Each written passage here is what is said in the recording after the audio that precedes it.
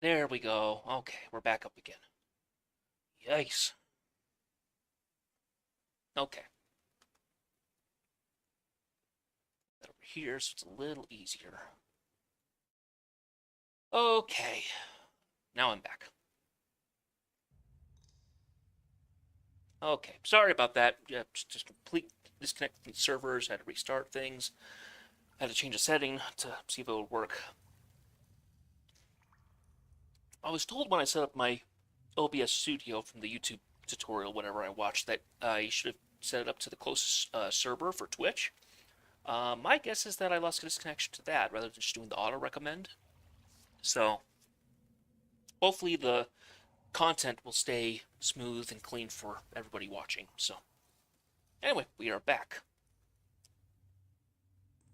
If I were a tenured sage, that may well be true, but I'm just an apprentice. Many in the guild scribe for decades before attaining rank. The school is no more. I suppose I'll never officially be counted among the sages, but I'm making my contributions to knowledge in my own ways. My master thinks similarly, though I think the loss of the school means more to her. Had a few years to know the other sages. She had a few decades. Where is your master? Master Lexime is sadly not among us. She vanished into the lower levels some time ago. She wasn't herself. He furrows his brow, visibly distressed. Life here is rather complicated. The old walls bless us with numerous mysteries. One of those is an unending sleepiness, an affliction that drove her mad. I have questions about the wound and its history. The analysis and creation of historical documents is one of my chief areas of focus at the Citadel. I've had enough time to acquaint myself with the particulars of this place, so I suppose I'm the person to ask. What would you like to know? Do the Bane not threaten you? He nods absentmindedly, rubbing the trident between his fingers. Yes, of course, but we have a system for that. You've met our greeting party in the caves, I take it? Incidentally, what happened to... Oh, shakes his head, dismissed thought.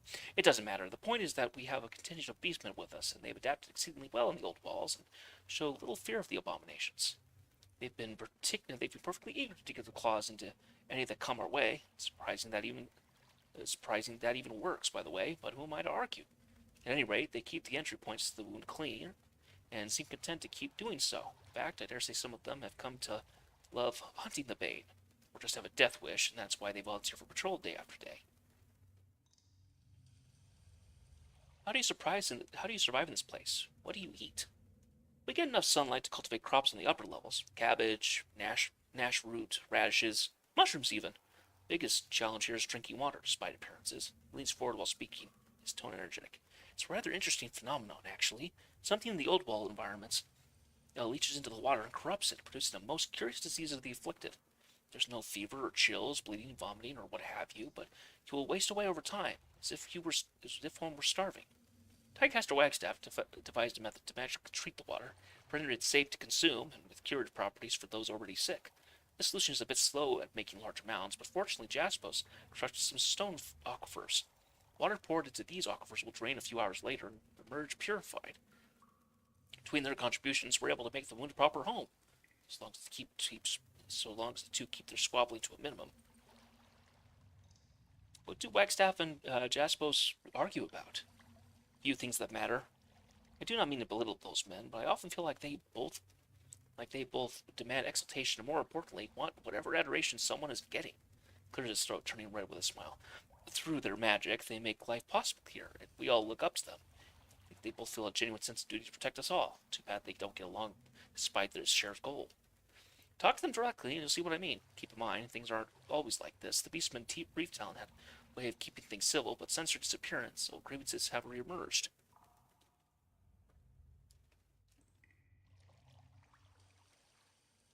How did everyone get here? This place was discovered 3 years ago by braver and more adventurous souls than Master Lexime and I. We're relative newcomers, going on about a year at this point. When Karen smashed Rostrom's Vorus Manor, his supporters fled into the cracked mountainside and discovered this place. At the time, life here with the Bane sounded better than a life of war with the Archons. From there, the settlers grew in spurts. We are far off the beaten path, so visitors are rare, but the few we've gotten have often made this place home. Not every encounter with the outside has been positive. When some disfavored found us, things got ugly fast, but the bloodshed was limited and the survivors joined us in the end, if a bit reluctantly. What do you know of this place? Remarkable place, is it not? He says. We have no idea how old this corner of the old walls happens to be, but the tunnel leading into it came into being a few years ago. Karen's fury was unleashed in a battle on the top side. Whatever powers he used split under the mountains and fractured these old walls. Points upward, past the crashing waterfalls towards the exposed sky. Divided walls flare outward, a giant maw stretching toward the firmament. Crack the whole damn old walls in half, and now sunlight and water are here for the first time ever since ever? Makes me wonder if there are other old walls like this that are hidden from view to those just of us walking the surface. Farewell. Ah, very well, Fightbinder. If you haven't done so yet, please speak with Jaspis or Wagstaff. Moon doesn't speak with a single voice, but these two come the closest of such a thing. As you turn to leave, you see Lantry lost in thought, rubbing his cerulean ink between his fingers and thumbs.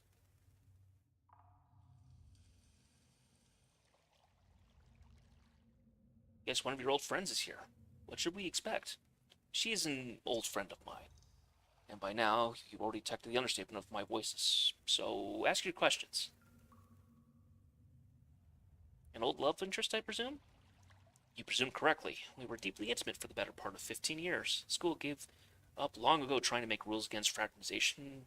Well, we took full advantage of living in the modern era of the school of ink and quill, when sages could do away with furtive copulation and the foolish attempts to curb the natural inclination of scholars to rut. It was her magic I loved most. She was gifted, truly gifted. She could have achieved these little accents on her spells that none of us could replicate. First I had nothing but envy and hate for her, but somewhere along the line became adoration. I just hoped the Kairos that I rubbed up against her enough, maybe some of her talent would rub off on me. No such luck. If you were so close, why didn't you flee the Citadel together? It suited our temperaments. My colleagues insisted original research was the way to make a name for myself, but the counting of everything is a greater cause than us all. Lexmi saw the Chronicle as half records of things that were and half things of how things ought to be. To her, each moment we record offers universal. We need to speak that again. Each moment we record offers universal insights into how people will act in the future. Take the more modest stance that we can't stand in the same river twice, same funeral. Same general can't fight the same war twice. So history is of limited predictive power. Forgive me, you didn't ask for the nuances of our philosophical debates.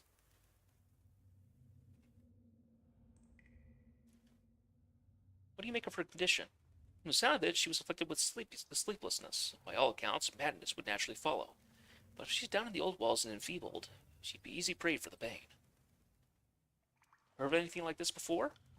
Well, there's all manner of things that kill a person slowly. Where to begin? I'm more perplexed that she, by all sounds of it, others too, were first healed and then grew ill.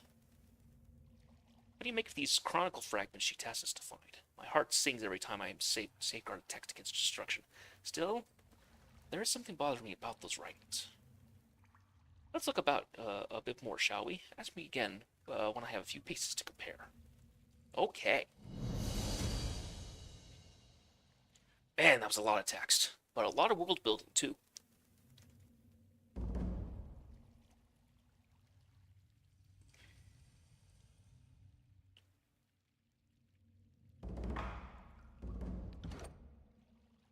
Eric, what can we give you? Oh, we are not going to give it for you. We're giving it for Ebb, aren't we? Okay, so Ebb, let's give you a little bit more accuracy. Oh, we need to give you another spell. Gives you magic defense.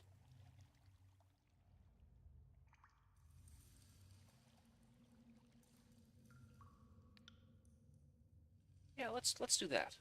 Yeah, that'll work.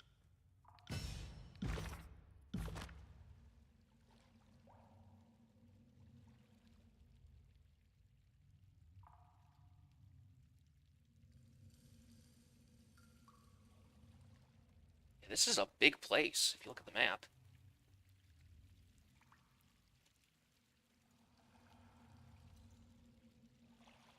Especially shamelessly under cowards. Sick at me. Welcome back, Ray. Yeah, sorry for the disconnect. Hopefully it doesn't happen again. I'm also going to look in this weekend at looking at the Restream service. They have a free version that goes between Twitch and YouTube, and it might help my internet issues. We'll just have to see, though.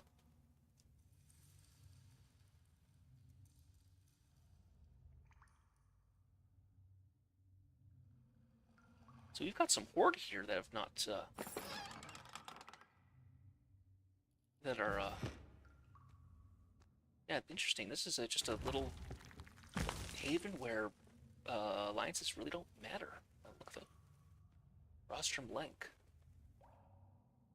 Weary-looking man observes you through dark, sunken eyes, nodding faintly as you approach. Fatebinder, greetings to you. Though unkempt and draped in disheveled rags, he bows deeply in the style of Northern Tiersman nobility, save that his right arm is emaciated and frail, seemingly rooted in place. Runs to length, son of the late Renstrom Volus. I saw you in the Bastard City shortly after Tunan's arrival. We've come a long way from then, haven't we? He chuckles mirthlessly at the memory. You want to speak to Wagstaff or Jaspers before you get too settled in. The former's down by the falls, the latter in his forge up north of the hall. Yeah, I see that. But it's time to activate my Legion powers. Trash Panda powers activate! Unless I'm mistaken, these markings suggest multiple tribes cohabitating, and in such proximity to humans. Intriguing. I was gonna say, there are some different versions, because this is a West Reaver. That's a Manta-born. The Beast Cub is unknown. Yeah. Very curious. Wait, that's a spire. That's a spire portal.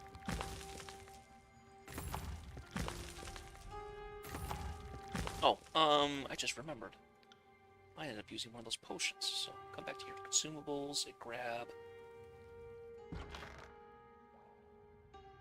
another lesser potion.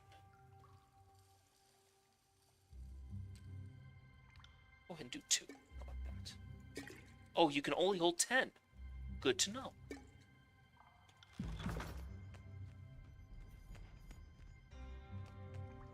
See, and that's a Stone Stalker. I'm trying to remember which, Yes, let me select this. What does this do? This should be a Spire portal. What do we have here? Oh. Yeah, this is an upper region. Okay, so we'll go back to the set. Because that's where the farms are going to be. Interesting.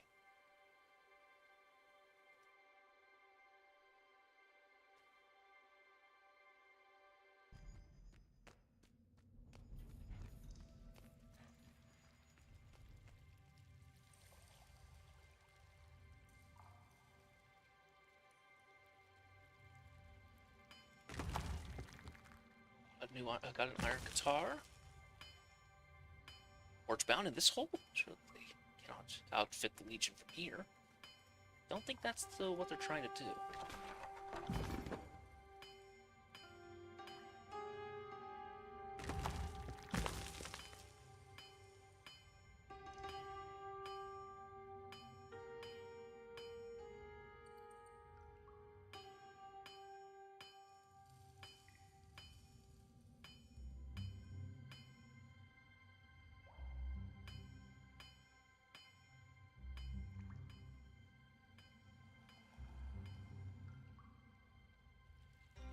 Okay.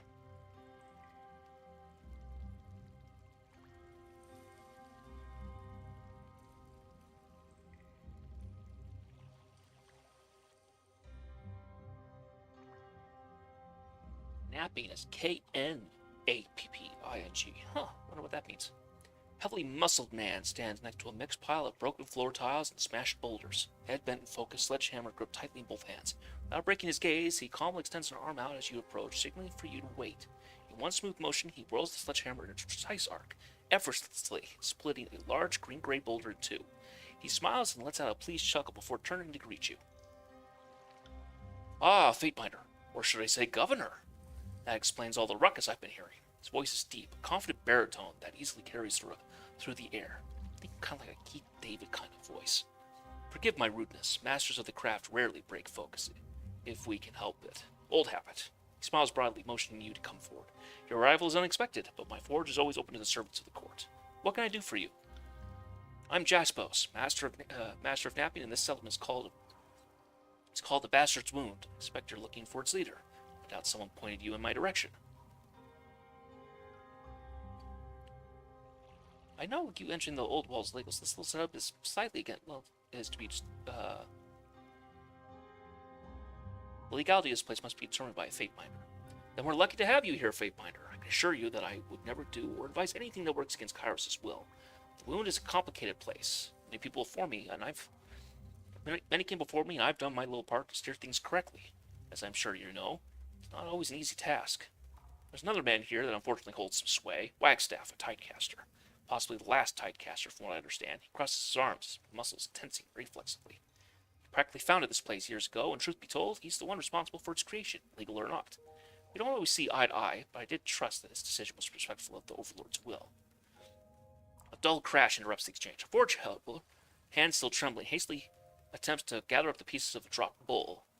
Nearby, several onlookers have gathered to observe the meeting and whisper nervously among themselves.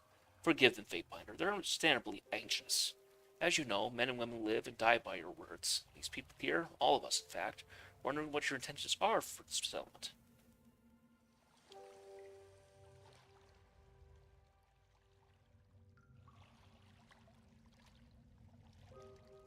For now, the settlement may continue to operate independently. The enthusiastic smile erupts across his face. I'm glad you come to see it that way. We've accomplished a great deal here so far, and I have plans for a great deal more.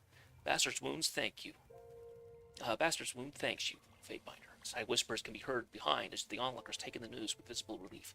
A few settlers quickly escape towards different corners of the settlement, spreading word to the anxious. The wound could be a great asset to you in the future, Fatebinder. We've managed well enough on our own, but someone of your prestige could really help us thrive.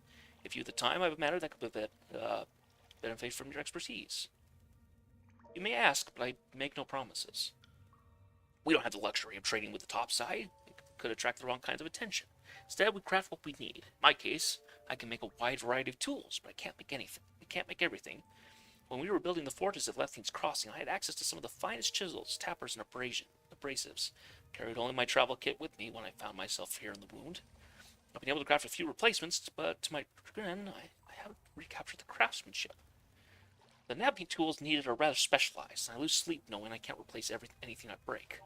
Since I've been missing, I imagine my tools were appropriated by my colleagues in Lething's Crossing. Lahara will no doubt know what their whereabouts. My old tools, I could really stay on top of the work that's needed to keep the place running. I will speak with Lahara. I'm sure this is a simple matter for you, Fatebinder. Thank you for your assistance. Is there something else you needed? What does a Master of Napping do? Ah, and I shall tell you. He places a hand upon his belt and runs his fingers along the many hammers, chisels, and picks, draped across his waist, stopping at a simple stone hammer. Masters of Napping focus on the fundamentals of all forge work. Before you can make bronze or iron, you need a hot fire and a control space. You need a stone forge. He grips his belt firmly, puffing out his chest slightly as he speaks. Give me a few days, and I can take a pile of rocks and fashion proper stone hammers and tools. Give me a few weeks, and I can use those tools to build a worthy forge. With that forge, I can create anything you'll ever need. Stonework is the purest form of our craft. Civilization could be reduced to ashes, and the Master of Napping would be the one to reforge it. How do you deal with Bane? In case you haven't noticed, the beastmen with us aren't your common feral savages. Something about this place focuses them. Whether they come to our workers or on their own, they eventually become fixated on the Bane. I've seen some hunched over, guarding our portals for hours. If any Bane came through, they savage them instantly. But from part of the Bane, our beastmen are violent. Strange, but welcome. He scratched his chin in thought. I have no explanation. We never asked the beastmen to act as our sentries. They took on it naturally, and have never complained. We do lose some to injury, but so far their defense worked. What do you do here as one of the wound's leaders? I don't look the part, I know. Most of my guild huddle by the heat of their forge and sticks to themselves. Here, I think of my forge more as a hearth. Everyone is invited to share its warmth. Practice motion, he unfastens a rag loops around his belt and wipes off trace amounts of sweat from his already spotless brow. Perhaps that's better? Obviously, I work the forge. In a place like this, that means everything. Those bridges you see? My handiwork. The knives and weapons everyone's carrying, they came from my forge. The nails holding our containers together and keeping our chandeliers upright, mine again. But most importantly, I created these stone sieves to clean the water. Pat one of the open stone receptacles, pride evident in his voice. First of its kind, and none too soon. When I came here, many were sick with the withering rot. The disease is in this water. It's a terrible way to go, but see, I guess it's sieve, isn't it? But these sieves changed things. How do the stone sieves work? Trade secrets, I'm afraid. He paused for a dramatic effect. Except for a member of the court. It's really a matter of using the right combination of enchanting stones, pulverizing charcoal, and a few precious stones in a precise arrangement. These materials act as the sieve in these containers. Points towards the base of one of them, drawing your attention to water dripping into one small opening and into a collecting bowl. Anything comes out of here, it's free of the disease. If I had to make a guess, my guess is he's done very much like it's just a water filter that you'd be able to make with any kind of agate. You know, it's that science project that you always did back in 6th or 7th grade, about that age, where they give you sand, small grain gravel, and you just build up in size, and then you pour dirty water in, and all the nasty particulates just get caught in the ever shifting filters. This is just slightly different.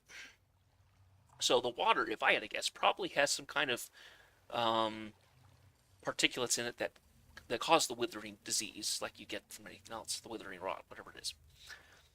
Now this place isn't exactly bursting with precious stones, so I had to devise a substitute. Beastmen claws and teeth, when properly prepared, have the properties I need. Since they regrow over time, I've been able to collect donations from our many warriors. I do prefer using stone whenever possible. Tell me about Tidecaster Wagstaff. You should know that Wagstaff and I aren't on the best terms. He's old and set in his ways. I've tried, believe me. I've reached out, invited him to share my fire and talk like men, but he's the sort that prefers his own company and ideas. He doesn't seem to care about people the way I do. In fact, I think he'd use us as irritants one must endure. It sounds like the Wagstaff I remember. Apologies for what you must be going through. He does help the wound, I'll grant him that, cleansing the water with his magic. His methods are different than mine, of course, far slower. He thinks his contributions are more valuable since they can combat disease. A valuable tool, for certain, but without this volume of water produced from my stone sieves, this settlement would die in a span. In the end, he just refused to accept that his role has changed. He helped the wound get its bearings years ago, but being the first does not make one qualified to lead. He hates that people have responded to me and have been blinded by that. What do you know about Reef Talon? It's a bowl of crushed rocks aloft, squinting to examine its contents as he speaks. So I've heard. It's unfortunate what happened to her. Reef Talon arrived a year after I did. Massive creature, one of the largest beasts I've ever seen. She never spoke of her past much, but we knew that she was in flight when she stumbled upon the wound with her cubs. Pulls a fragment out of the bowl, running slowly between his fingers. Whatever she fled from, it didn't stop her from devouring the bane. She was good at it, good enough to lead the beastmen, but Reef Talon had something else far more important. She could heal others with a mere touch. It didn't matter if they had been raked by the bane or it fell on your own sword. She could close up your wounds and send you on your way like nothing ever happened. That's no ordinary magic. How did she do this? I don't think she knew herself. She wasn't a student of her craft, not even using beastmen mystics as a standard. What I do here, that's no accident. It's years of controlled study and meticulous perfection. Reef Talon simply acted on instinct. That didn't work on to anyone's benefit. As Sis found to shake his head, he flicks the unwanted chip into the water. Sometimes we're better off without such miracles. Those Reef Talon healed slowly became sick. It's possible for them to sleep, even when exhausted. Relentless waking drove them mad. Affliction took a while to fully take hold, but the end result is always the same. Even worse, those bestowed with magic slowly lose their gifts. Looked over the forge, a pained expression visible on his face. Now they're just known as the Sleepless. All of their life and vitality robbed and spent. Terrible end, Fatebinder. Reef Talon couldn't face her mistakes, so she fled into the old walls like a coward. He circled around the platform, speaking as much to passers-by as with you. And to think that many here saw her as a leader. What leader runs in the face of adversity? Those of us that are Bane, we're the ones that continue to hold up Bastard's Wound. I toil every day to keep the fires of my fortress running. The people can see who they can truly rely upon. Nearby onlookers shout and pump their fists in support, eliciting a raised fist of the forge-bound master in return. Farewell. Safe journeys, Fatebinder. Alright, so We clearly have an intelligent man, astute, maybe a little proud, but he's got plenty of. But he's got plenty of oh, what's the word? He has enough of evidence to show that he is a good leader.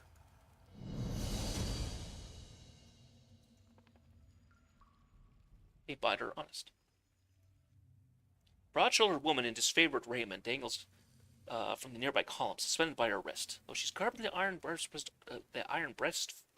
of her unit, she's without a helmet and appears unusually at ease in her compromised position. A nearby settler engages in friendly conversation with the disfavored. She peers down at him, listening with dutiful patience.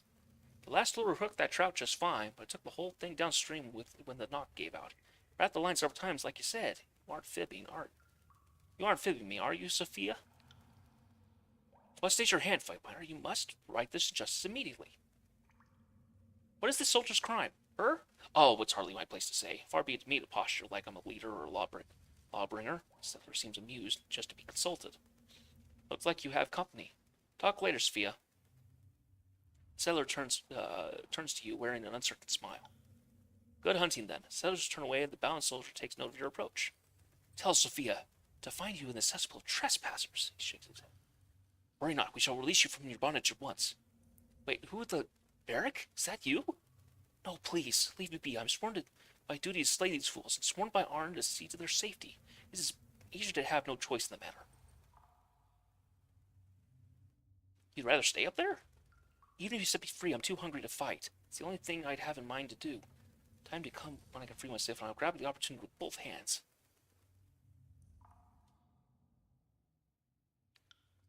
I'd salute an officer of the court, but I'm somewhat indisposed at the moment. How did you end up on that column? You span back after Karen was finally decreed a rogue. The general wanted folks looking for what made Karen lose his sanity, or his loyalty, depending on your outlook. My unit played escort for a team of earthshakers as they retraced Karen's journey through the tears. We were headed up to the gates of judgment and came across a crevasse, which happened to be, well... The village woman walks by, clutching a woven basket, and Gimlin tells Sophia away. His favorite soldier nods in return. Good day, Eusio. She watches the passing settler before returning attention to you. Seem to be on good terms with the locals.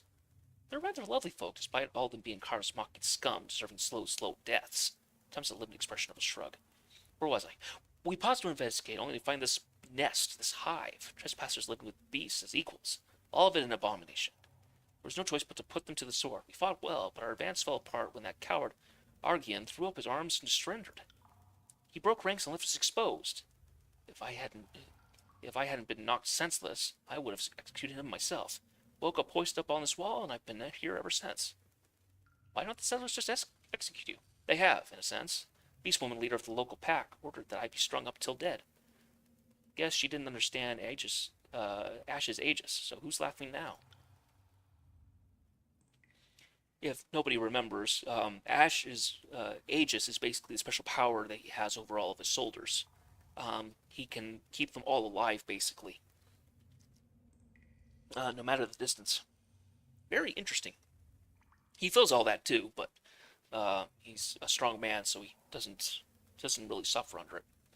Nobody wants to anger the resident Bane Hunter, so the beasts must have their way. I've had plenty of time to get acquainted with the locals while I perish. It's almost a pity they're all doomed under Kairos. How are you still alive? Graven Ash protects. The general's aegis can sustain us, though far more trying circumstances. She maneuvers soldiers in the dim approximate of a salute. My soldiers are mangled, and I've been tired and hungry for longer than I can remember. I'm far from death's door. Settlers feed me just enough to keep going. Glance down at her dirt and crusted armor. I'm sure I smell worse than a beastman's dung heap, though. I must be going. Well, that explains that.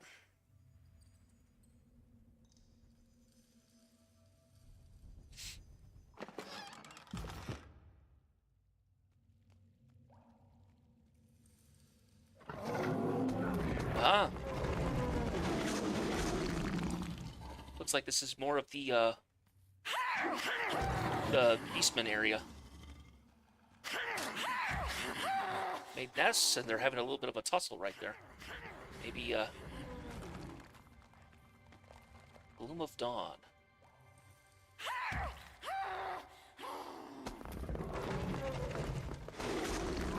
Boon can protect beast, woman, and humans.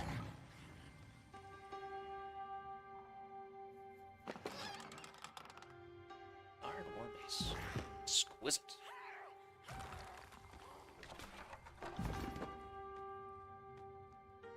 Well, this is certainly an interesting metropolitan kind of setup. If you're wall smart, shop wall smart. Wall smart. That's what I always say. It's a Walmart spoof. Clears its throat. Also, this is Walmart. Welcome. I'm working on cries to drive custom. What do you think? Sounds good. Almost got it. Thank you kindly, friend. And they say fate binders don't have a sense of humor. I stock the staple food and potions you expect from an azure merchant of Haven Valley, all in the comfort of the old walls. What can you tell me about Bastard's Wound? It's fantastic, so long as the beast keep the bane at bay. Wagstaff's lads and lasses have been making short work of them, too. Keeps the waters from, well, let's just say you'll want to get your water from him. Or Jaspos, I suppose. Nothing against him, but he's got a bit of an old northern blowhard. No offense to yourself, of course. Your blow seems entirely soft. That's not better, is it? I'll shut up now. I'll take my leave. No, it's all right.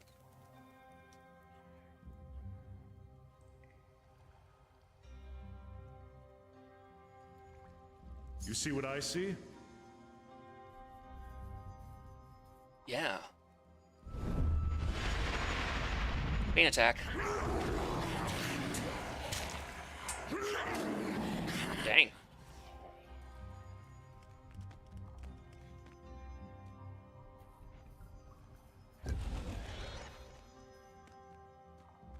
Was the portal? Interesting. They seem to have a plan for dealing with the Bane, provided only a few come through at a time. I got it. Incepit Moniker? That's a name for you. Welcome to our little refuge, Fatebinder. Here to help us keep the wound clear of Bane. Incepit Moniker picks up a splotch of dried blood on her greaves. She wears the patchwork armor of a Scarlet Fury. Are the Bane constantly showing up like that? Welcome to our headache. The way the Bane come and go, you'd think the teleporters were beaded curtains. Lucky for us, the beast seemed to love killing Bane. They'll put in more hours on sentry duty than any human, and I welcome the extra sleep. How'd you get that name? Figured it was smarter to ask the voices for a name rather than let my gang boss do it. I figured wrong. I could have been shites for days or bleeding sores if I'd waited long enough. Even hindsight would have been more appropriate. Clever writing. Let's through that portal. That goes deeper into the untamed old walls. We sent patrols out to sharpen the beast's claws and lighten the numbers of Bane, but we haven't exactly mapped it yet. What do you do here exactly? Whatever Wagstaff wants. Guess you can call me an apprentice. I can read, which is more than most can say. He's teaching you our ways? I'm sorry you have a fool for a teacher, but you have been given a great honor. Do not squander it. It's more subtle than the red works of the chorus. I don't mind a change of pace. So is the owner of Wagstaff? Exactly. Effort iced half my gang with his spells, so now I fight for him. Those are the rules. In Twist Away, I think the voices would approve. Not that his approval is safer than his wrath.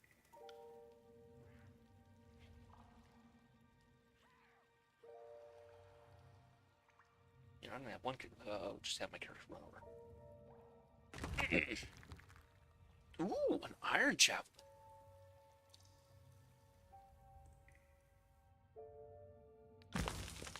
Will do. Give me a moment to take a look at this.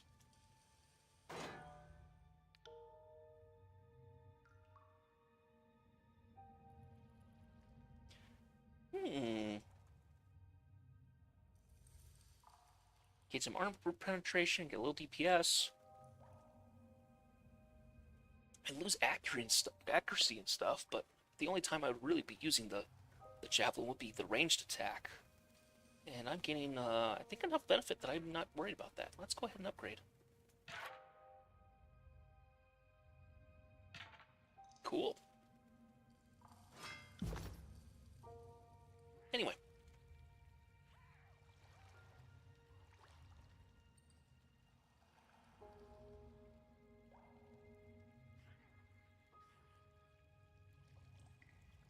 The really vain tidecasters always have nice reflecting pools. Mine was bigger. A bearded, withered figure stands by the pool's edge, eyes closed in concentration. His face, uncharitably weathered from years of sun and wind, is a collection of deep, intervening creases wreathed by a brittle-looking gray mane.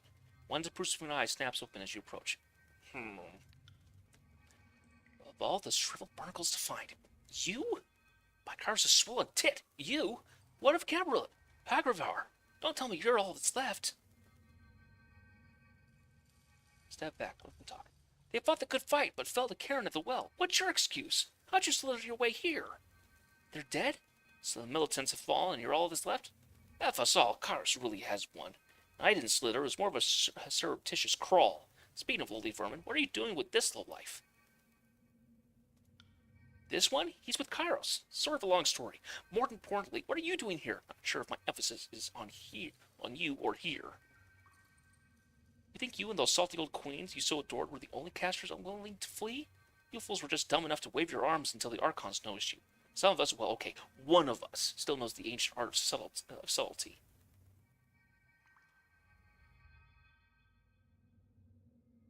Need me to give you two a moment? Oh, let's remain silent. Ah, yes, and what's more subtle than, what is it you're doing here? Restarting civilization in the old walls? Did you travel to Tears looking for folks who want to commit suicide by Bane, but needed a group setting for that extra push to get it done? Hardly. I came here to be left alone. I'm just so damn charming and attractive. Society found me, and I didn't kick it out of bed. Don't belittle what we're doing down here. I don't visit you in your brothel, slap the dick out of your mouth, and tell you how you'd be. Jeez.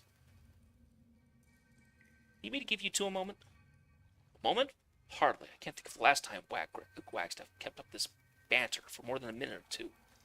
Ever since you aged into that face of a worn tangerine, we've all had our problems keeping things up around you. Speaking of improbable feats of see, is that little apex boy of yours still ramming your stern on the regular?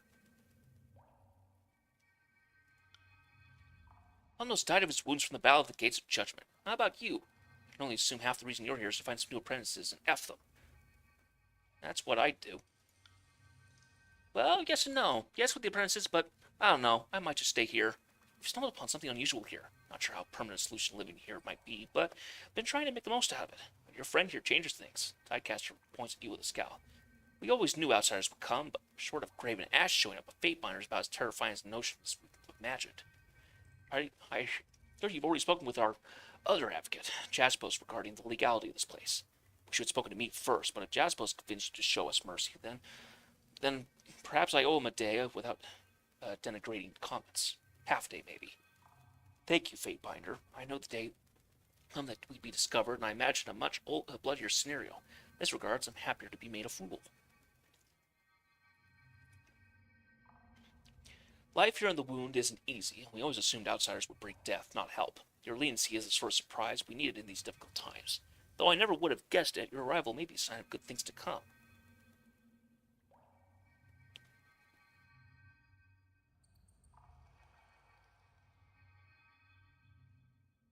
These people here seem guilty of more than trying to survive. I'm happy to be of service.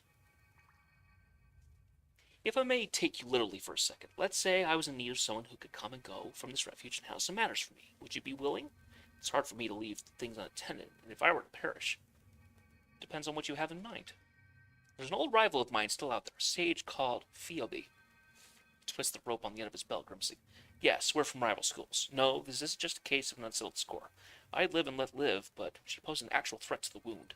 She had knowledge of my plans to journey north to trace Karen's path in these mountains, which may expose us. She could bring a slew of homeless sages here, probably followed by a gaggle of spies. It's not worth the risks. She needs to die. His tone is matter of fact, almost casual. The problem is finding her. We had a mutual contract. Melita, who used to spend time in the year of Lithling's Crossing. If the two are still in touch, she'll be able to point you in the right direction. All of Bastard's Wound would be in your debt. Most of all, me. Can I trust in your help? Is this sage really such a threat? She's a risk to everyone living here. The woman hates me. Having dealings with her in the past was a mistake, and I'll be damned if I let that error ruin all we've built here. Now that her school is in ruins, she'll view my accomplishments here as research to be appropriated. But while she's at it, she'll engineer a catastrophe for the Wound just to spite me. So I guess, Fatebinder, I'm sure. I'm not going to kill someone before they've actually done anything. I understand the sentiment, but whether or not you believe it or not, that woman is a threat. I will gladly bring attention to our existence that serves her purposes. Moreover, she's likely to expose us without even trying. She could wind up consumed by the voices in her rock, or followed here. I found this place. Why kill someone when the secret's already out? You don't give up patching a hole in the hull just because a new one opens. Look, I seem to be asking the wrong thing of the wrong person. I'm sorry. This all just sounds so monstrous. This loose end is mine to solve.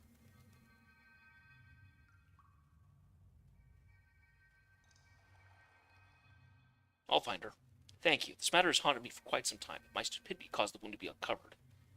Best not to think of it. But unlike other servants of Kairos I've encountered, you're indebted to your patience and reason. One more thing, Fatebinder. If you do kill her, be sure to gather her belongings. Very important. That's the one thing I can verify that you found this right sage. It would also... it would mean a great deal to see my old scrolls back, on the off chance she still carries them. It's a petty and vain request, but if you've been robbed before, you probably know the feeling. What else do you want from me? What should I know about Jaspos?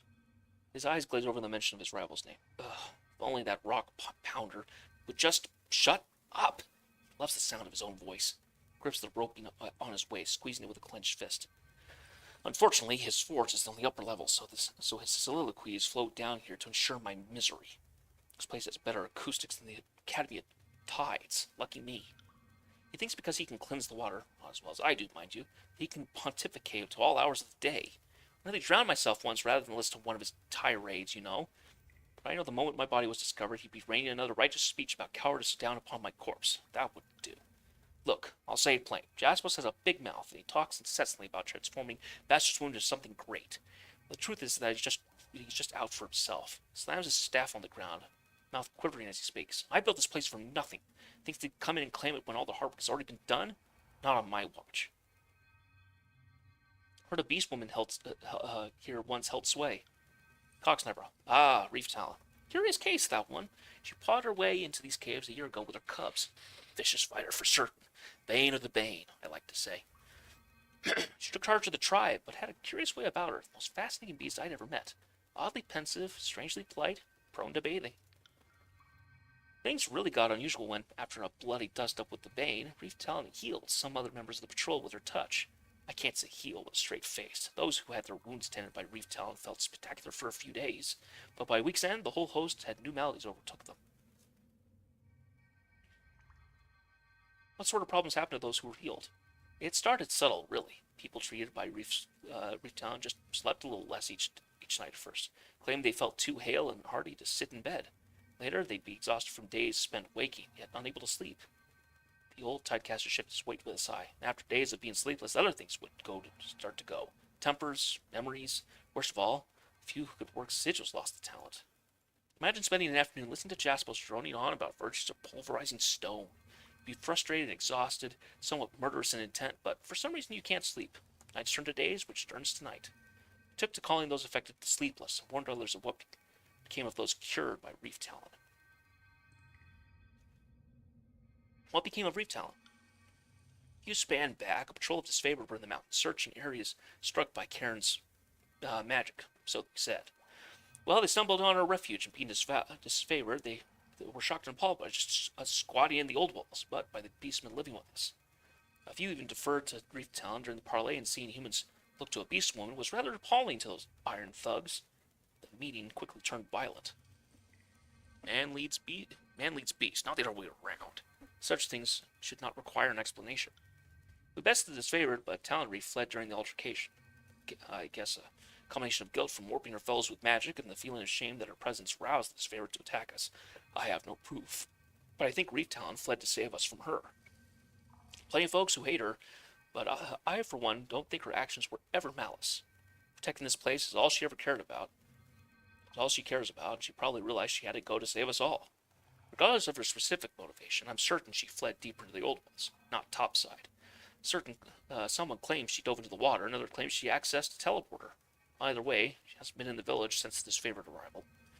If anyone can survive the depths of the old walls alone, it's Reef Talon. That said, she's been gone a while now, and I'm not sure I'd wager money on her survival to date. What happened to the Sleepless? When Reaptown fled, almost all the Sleepless went with her. Whether they chased her out of anger or fear of being deserted, I don't know. You might find a few here in the refuge, but most of them have taken their chances in the depths of the old walls. Isley, a woman whose life is already marred by the tragedy of wedlock to Jaspos, was the last person healed by Reaptown. She was still cogent. Who knows how long that'll last, poor woman. Sleep has grown more detached from the reason of each day spent waking. I half imagined most of them went to the old walls to find death at the towns of the Bane. If I lost the ability to rest, my magic was taken from me, I'd probably do the same. Tell me about the Tidecasters. She didn't wax nostalgically already. With a nudge of his staff, the old man glares at Ebb. Apparently my information is out of date. I'm sure thought I was the last of our school, but apparently I hadn't looked under the rock you've been calling home. We are the students of Accoladed Jade, Archon of Tides. She was one of the founding pioneers of the Tears, and her school has been the longest-running institution of learning in this peninsula. Don't listen to what the sages say.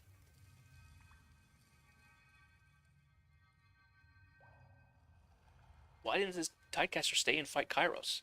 If I may be so bold to ask your question with a question, why do you think it was? Why do you think it was? Not many folks seem to know the truth was, so I'm curious what Kairos Solars believes would happen.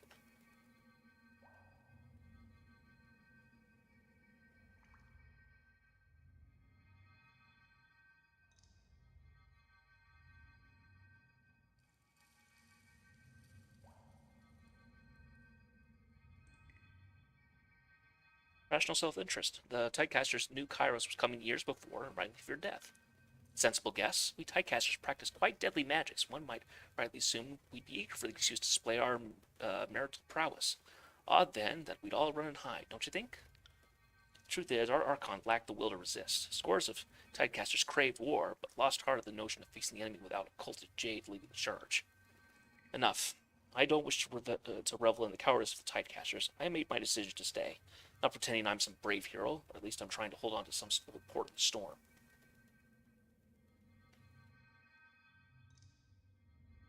What did you do for the school before the war? What was your title exactly? I don't think you ever had a ceremonial office for the instructor was dedicated to diddling the students. Oh, come off it. You enjoyed that privilege as much as I did. Besides, they listen more closely if you make them feel special. Provost of Antiquities was the official title. My life's work was the curation of the school's past. The relics, the sermons of Occulted Jade, the life stories of Tidecaster elders. Past, that sort of work. A fellow historian! I didn't realize the Tidecasters gave care to the historic record. I wonder how your notes would compare to the Chronicles of the Sages. I'm sure I could fill you in the countless gaps in your accounting. Tidecaster glares at Landry with contempt. Quiet hiss escapes Ebb as she turns to Landry, a sour expression splashed across her face. Yes. Let the historical record note that Landry takes the hint. Coughing nervously, the sage takes several steps back and falls silent. My personal interest has always been in the fluid magics of our school. Most of the school embraces the mighty power of grave light. I almost can't blame them. For me, water, mist, ice, and fog have always been more immediate, more real, more worthy of understanding. Oh, that's all for now. Good. Closes his eyes and returns to his resuscitation. Well,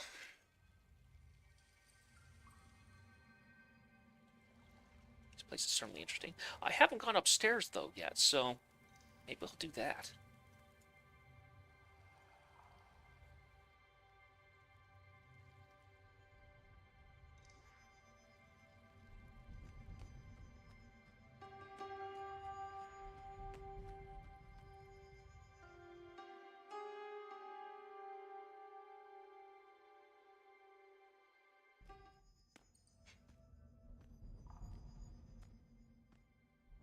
Torrential water plummets down from the jagged openings of the old walls above, churned by their passage through the ancient tunnels. Cool mist brushes your face, smelling faintly of dust and decay.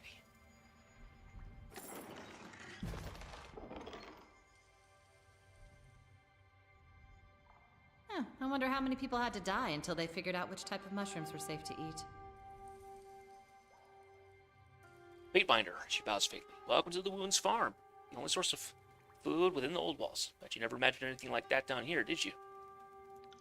You look like you've got some questions in need of answers. You run this farm? That I do. Ever since shortly after we arrived here. Maybe a mercenary up top, but down here I've developed into quite the farmhand, she chuckles. I turn the soil, all up fertilizer, even sing to the plants. Oh, I've near grown to love this farm like it was my own child. Except unlike a child, this farm feeds me. This farm feeds the whole community? Near enough. Gwyneth gathers some stuff from topside on occasion, but most people get their food from here. Get a whole host of vegetables, and the mushrooms down here turned out to be tastier than anything grown in shite has any right to be. Got pigs too, for the occasional feast day. I keep everything orderly and efficient. One slip up and we're talking months on tight rations at best. These crops can be real particular about the kind of water they like. Giving it too much, too little, the wrong kind. Next thing you know, they're limp and brown. Is it normal for plants to be so picky about their water? Well, every plant is different, but the water situation down here is real touchy. Jasper's filters work on the topside plants, since it's more or less what they're used to. Those stone jugs of his get rid of whatever makes people sick while keeping the nutrients my veggies need. Give that water to the mushrooms, though, and they'll stop glowing. Then they shrivel up, no good for anything. No idea why. I think the topside nutrients kill them. Wagstaff's water is about as pure as it gets, though, and the mushrooms take it just fine. Well, so either the mushrooms vanish, or the crops vanish. Oh, and yeah, it's a little bigger than I thought it was.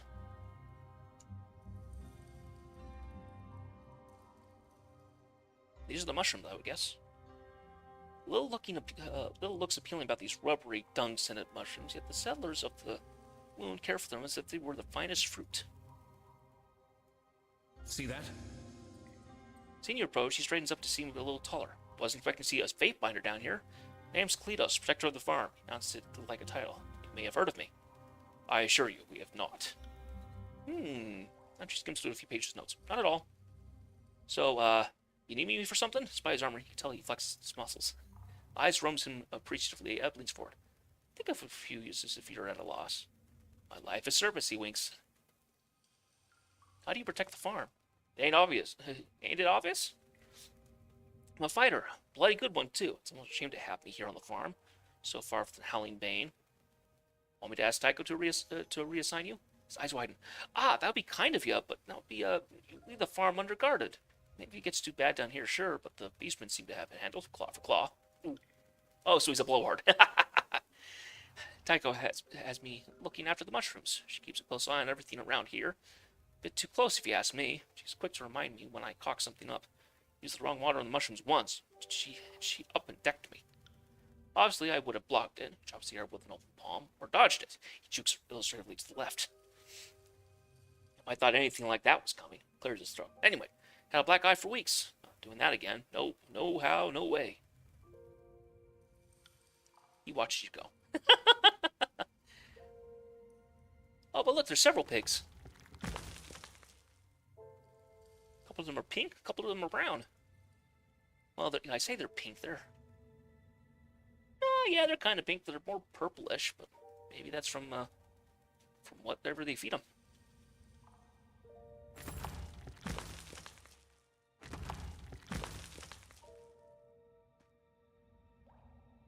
Ocean's Fury. Smooth, blue fur frames this massive beast woman's flat face, her blunt snout wrinkling as she sniffs at you.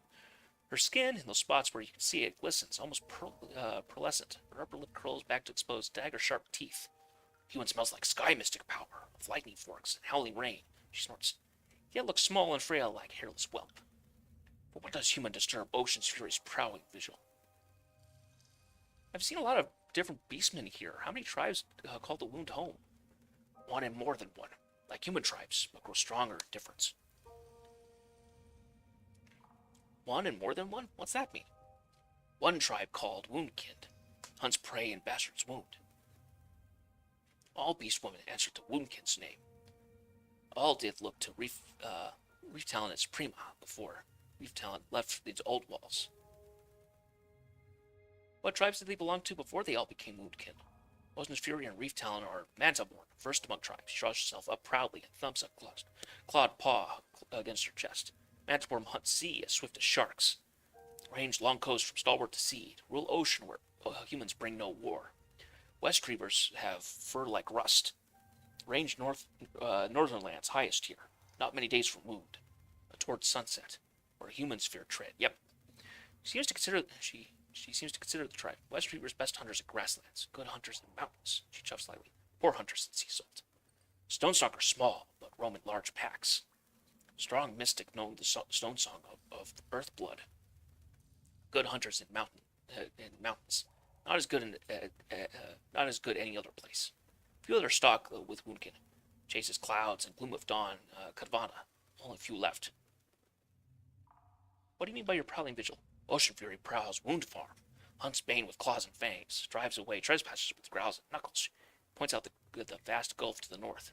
Old walls split down center like lightning fork stump. Bane slip across gulf. Ocean Fury watches always. What was that about the tribe's differences? Her eyes narrow slightly. Each tribe knows its hunting ground best. Mantiborns best swarmers. Small stone stalkers climb quickest. Shadow hunters blend into night and stalk with cunning.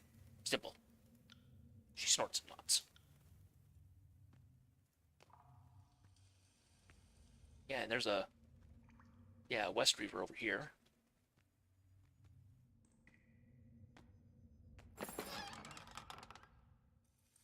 Tapper axe. Wanted to read this quick. Faint illumination from the sky above limns the jagged edges of the fracture. Old walls overhead. Far below, you can make out the flickering dots of torchlight marking the wounded community. I'll say this is certainly probably the most interesting settlement I've been in. I can't think of anything that would have been another game equivalent of this place.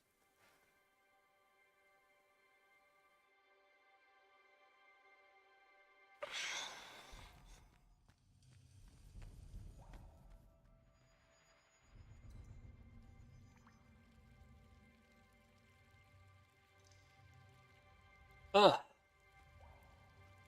Throat's feeling a little ragged.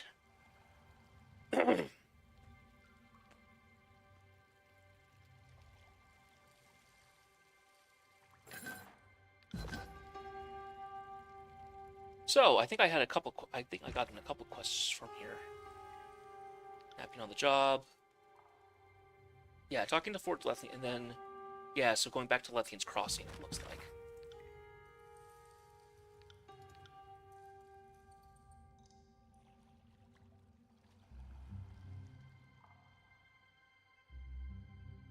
Also, the first chronicle is hidden in the farm area. Search the farm with Lantry's present to find it. Oh, well, I need to do that.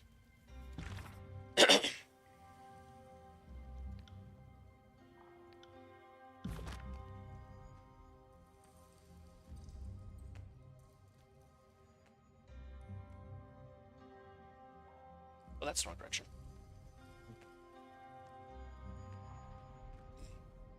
Pardon me.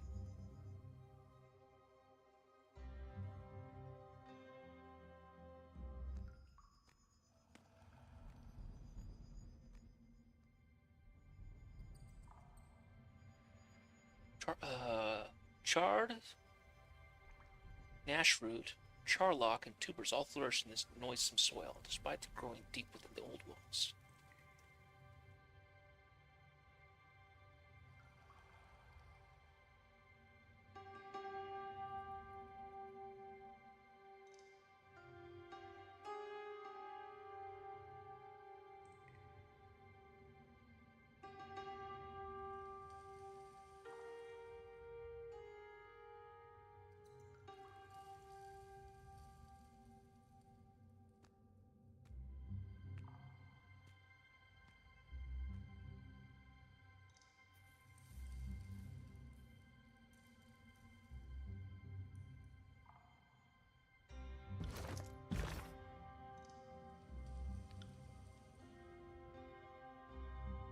Hidden in the Best Ruins farm area. Search the farm with Lantry present to find it.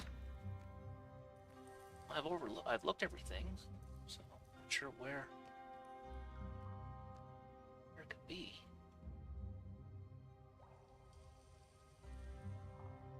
Oh, maybe talk to Lunette? Howdy, Fatebinder. To be honest, I didn't expect a courtly type like you to show up in the piss hole. Would have thought it'd be better as anything to check up on a few wilting greens growing in beast shite. What can I do for you? Never mind. Nothing there.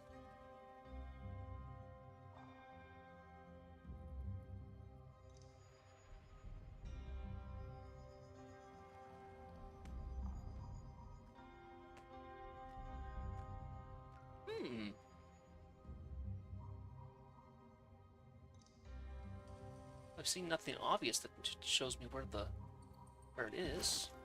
Did I pick it up? Oh, nothing I can tell.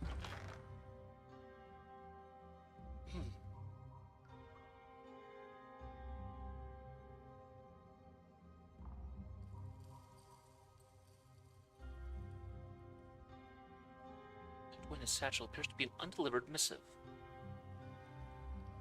Are suspicious. Cannot deliver reports. Come to the march in a fortnight. Look for rusted blade and shield.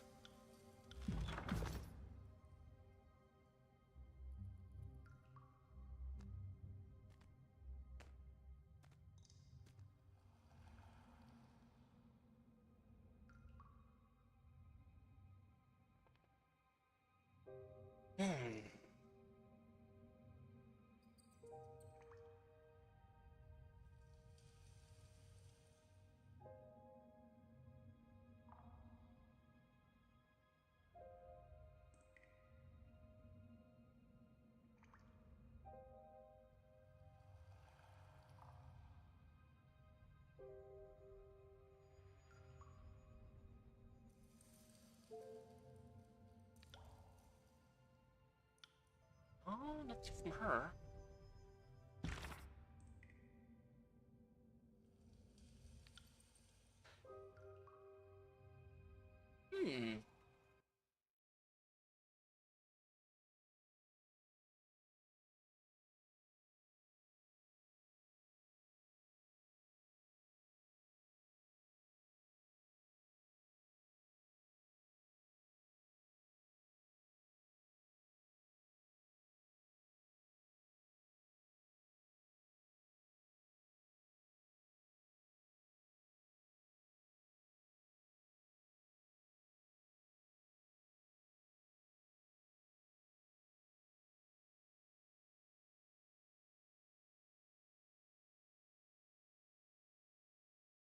Oh, okay. Because I have to do...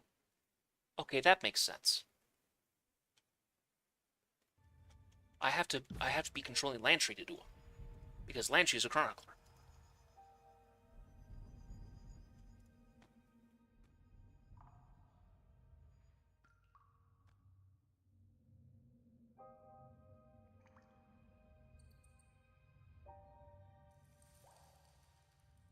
Because they're hidden unless,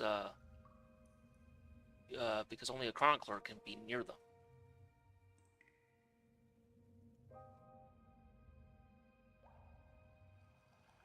Ah. Chronicle of Sages. Take the Chronicle. Ah, the old concealed text in a pile of pig-shite trick. Classic. As Lantry approaches the corner of the pen, a pile of hay and animal droppings vanish, placed by a stash of scrolls. Now here's a subject close to my heart. Histories of the School of Ink and Quill. Who doesn't love a little auto-chronicle? Roll calls, minutes, graduation announcements, publication dates, and letters. Oh my, I doubt Sage Corrin and Ostrich had any idea their correspondence would be immortalized for the records. Not the most exciting bit of history. I can tell why Mel and Lexington would want the words of colleagues close at hand. Lantry thumbs through the scroll, chuckling with a nostalgic smile at each turn of the page. I take it brings back memories? Indeed. Some of these notes even have my name on them. Ah, yes, here's my series on bird anatomy. Did that back in 388? Where have the years gone? Do those notes include the parts where you conspire to steal our magic? A slight cough escapes Lantry's lips, but he offers no reply aside from turning pages. Well, do they? Well, of course they... Pauses, eye stopping to read the text. Nope, they don't. This is just entrapping an old dolt from the... School of Wild Wrath. Enemy like the Tidecasters fight without a written record. I think I'm flattered? Come closer so I can show you my appreciation. Nice try, old hag. Lantry never makes the same mistake 8 times. I don't know what all this is so worthless in hindsight, but it is a record of our school, whatever it's worth. I'll discuss about these later. We've other things to do, right? Lantry closes the text and looks at you with a smile. We can pause. Look around what you have to read. How can I say no to that order? Smug grin, the old sage dives into the texts. Several minutes pass as Lantry pores over the pages. Strange. All these names of dead people. Good riddance to some. Others are loss. Kairos' loss. Anyone you know very well? In a way, all of them. School was never crowded enough to disappear into anonymity, but as a field scholar of sorts, I was as distant as it gets. Shakes his head with a heavy sigh, lifting a quill from near his shoulder as he does. Puts the quill in his hand and scribbles several circles in sepia. Circles of sepia. Anything seem incorrect? A black smile sits across his face, Lantry exhales, wiping his sepia-stained hand against his cheek. Oh, this is odd. Find something? Well, there's a passage here that isn't quite correct. See for yourself. Text describes a debate between sages describing the riddle of rings, and one sage with a familiar name of Lantry is arguing that the riddle of rings posits that Kairos has already conquered the tears. Riddle of rings. The Elder Forgebound teach their apprentices. What melts first is the ring of rings. Novices often assume the common copper ring melts in a hot flame, the bronze ring is a hotter flame, the lucrative iron ring melts in the hottest flame of all, but a trained forgebound knows otherwise. The riddle is generally mentioned when young apprentices ask too many questions about why others outside the guild seem, to the forgebound at least, utterly incapable of appraising and respecting good craftsmanship. For if the sages speak the language of Kairos, Lantry reasoned, and use the currency of Kairos, the military conquest is an extraneous formality.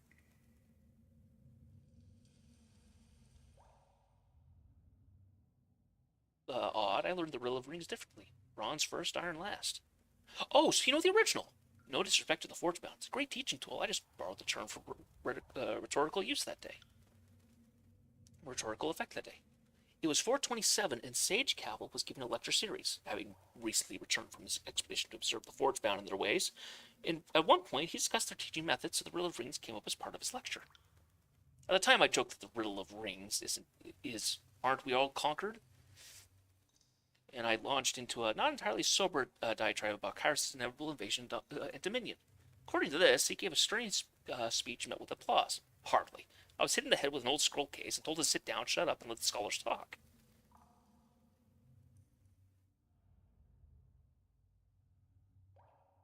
Actual events vindicate your view. Why downplay that fact? Even so, this is not how it happened.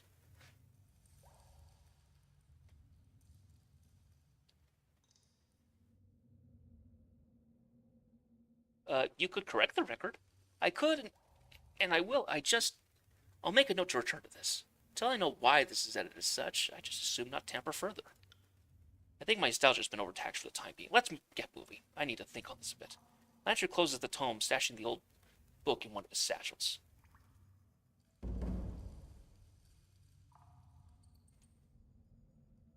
Certainly interesting, though. I will say that.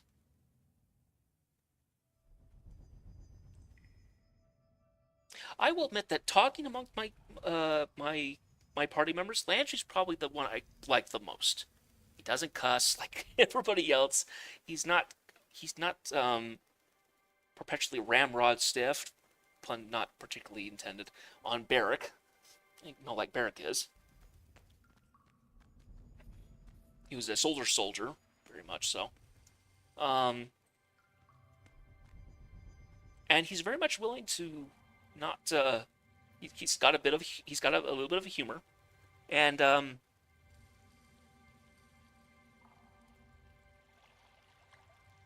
a number of other things. He just kind of is just kind of an appealing character. I just like Lantry. He's a little nutty.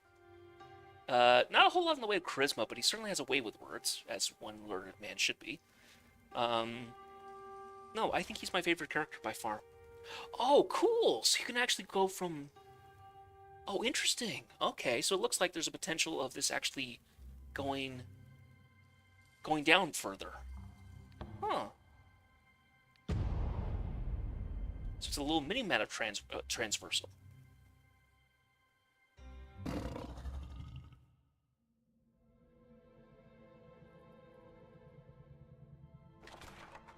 Hillstrider.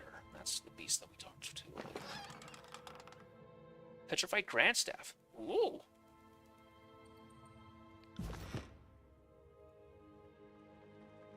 Come, go, harm no one. interesting. This is a very interesting place. I love the colors. The light blues and purples and kind of the pink reds of the mushrooms. Awfully appealing. Okay. Let's go ahead and head back to, guess we needed to go back to, Lithian's Crossing, huh? Odd that it actually had me go to the Mountain Spire and then warp to Sunset Spire, rather than just go right to Sunset Spire. It seemed, well, I guess maybe the path is longer routed because I'm having to travel through Iron Hall Trail, maybe. Anyway, I think I'm going to stop here. My brain is a little addled. My throat is sore from talking. And it's the end of the week. And it's 4 o'clock. So, I am going to be setting the schedule for next week. We will be doing alternating. So, we'll be doing 3 days of LEGO Star Wars and 2 days of Tyranny. So, it'll be 4 days until we get back to this. I have a job interview on Monday at noon. So, Monday's schedule will be a slight different for just Monday. And the schedule might change in the future. I will let you guys know. Let's see here. It'll be a bit of a busy weekend for me. I'm going to learn some other stuff. We'll probably get some restream things going. It won't affect you guys particularly. It's more on my end, on the back end stuff. But, yeah, we'll see how it goes. So, going to be doing research into adding a couple more things. Maybe to look at some voice chat stuff. Maybe some Twitch extensions. All kinds of things on the back end for the future. And I will see you guys Monday. Later in the day probably will be, let's see. I was supposed to do the interview at 12. It's a half hour thing, so it doesn't sound like a very long interview. My guess is this is most likely a first interview to kind of weed out the most unlikely of things. And I have to travel for it, so I will probably do it at 1:30 or 1:15. 1 o'clock seems a little close, but come back at 1:15 to 1:30 and I will be back on, and I will do 4 hours like normal. And this will be a one-time instance. But I'm going to do it then. I hope you guys have a good weekend. Take care, have fun, and I will see you all Monday, alright?